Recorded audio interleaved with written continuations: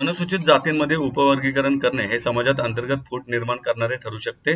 त्यामुळे पक्षाचा त्याला प्राथमिक विरोध आहे. मात्र उपवर्गीकरण करायचेच असल्यास ते लोकसंख्येच्या अचूक प्रमाणावर आधारित असावे आणि राष्ट्रीय जातीय जनगणना पूर्ण झाल्यानंतरच त्याची अंमलबजावणी करावी अशी मागणी पुण्याचे उपमहापौर तथा रिपब्लिकन पार्टी ऑफ इंडियाचे नेते परशुराम वाडेकर यांनी पत्रकार परिषदेत केली. केंद्रीय सामाजिक न्याय राज्यमंत्री रामदास आठवले यांच्या मार्गदर्शनानुसार ही भूमिका मांडण्यात आली. यावेळी पुणे शहराध्यक्ष संजय सोनवणे, प्रदेश सचिव बाळासाहेब जानराव, नगरसेवक निलेश आल्हाट, महिपाल वाघमारे, श्याम सदाफुले, बसवराज गायकवाड, गोविंद साठे आदी उपस्थित होते.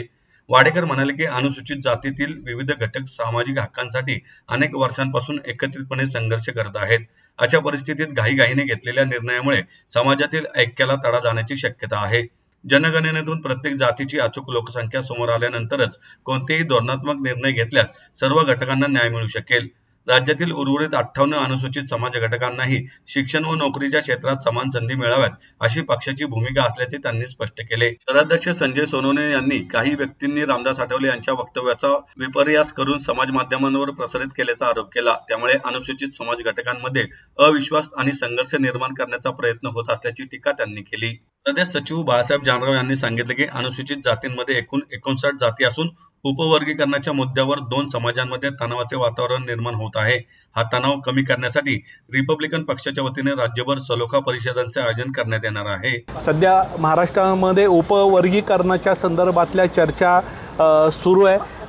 विरोध पाठिंबे अशा पद्धतीचे परिसंवाद होतात, भाषणं होतात आणि महाराष्ट्रातलं एक दलित समाजामधल्या एकीच्या वातावरणाला तेढ निर्माण होताना दिसत आहे. या ठिकाणी सुप्रीम कोर्टाने मध्यंतरी जो निकाल दिला वर्गीकरणासंदर्भात महाराष्ट्र शासनाने न्यायमूर्ती बदर साहेबाशी एक समिती नेमली. त्या समितीने उपवर्गीकरणाचा एक अहवाल राज्य शासनाकडे दिला आहे असं आमच्या कानावर येतं आणि या अहवालावरूनच महाराष्ट्रामध्ये मोठा गदारोळ सुरू झालेला आहे. अजून अहवाल नागरिकांना खुला करण्यात आलेला नाही आणि यामुळं या अहवालाला धरून अनेक चर्चा या ठिकाणी घडत आहे. यामध्ये रिपब्लिकन पक्षाचे नेते नामदार रामदासजी आठवले साहेबांनी स्पष्टपणे भूमिका घेतलेली आहे की सध्या देशामध्ये जनगणना सुरू आहे आणि जनगणनेमध्ये यामध्ये 59 जातीला 13% आरक्षण आहे. याच्यामध्ये जनगणनेमध्ये ज्या जमातीची जास्त लोकसंख्या असेल या कोणाची किती असेल त्या लोकसंख्येप्रमाणे या ठिकाणी आरक्षण दिलं पाहिजे.